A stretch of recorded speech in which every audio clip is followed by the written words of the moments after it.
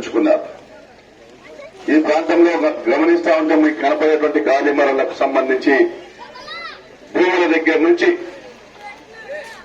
Input subsidy వరకు, అదేవిధంగా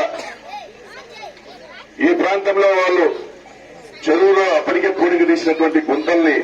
కోపు గుంతలుగా మార్చి బిల్లులు చేసుకున్న దగ్గర నుంచి గాలిమరల కాంట్రాక్టు పనుల వరకు మనం గమనిస్తే ఒక్క గాలిమరకు 3.5 ఎకరాకి ఆ కంపెనీ వాళ్ళు 65 లక్షలు ఇస్తా ఉంటే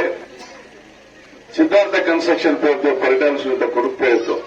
సిద్ధార్థ కన్స్ట్రక్షన్ పేరుతో వారి దగ్గర 65 లక్షలు తీసుకుని ఆ సంబంధించిన రైతుకు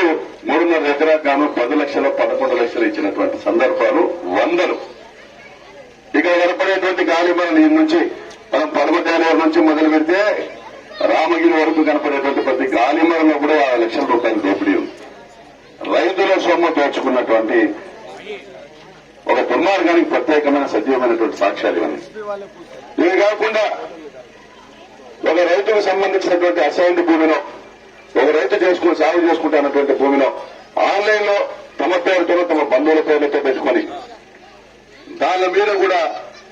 ఈ గాలిమరల కాండ్లు తీసుకొచ్చి అక్కడ కూడా ఆ డబ్బులు కూడా పూర్తిగా కొట్టేసినటువంటి పరిస్థితి.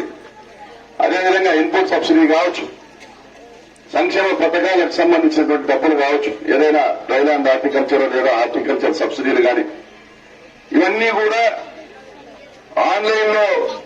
భూముల పేర్లు మార్చడం, రైతుల పేర్లు మార్చడం, తమ వాళ్ళ పేర్లు పెట్టుకోవడం, కేవలం తమ వాళ్ళకు మాత్రం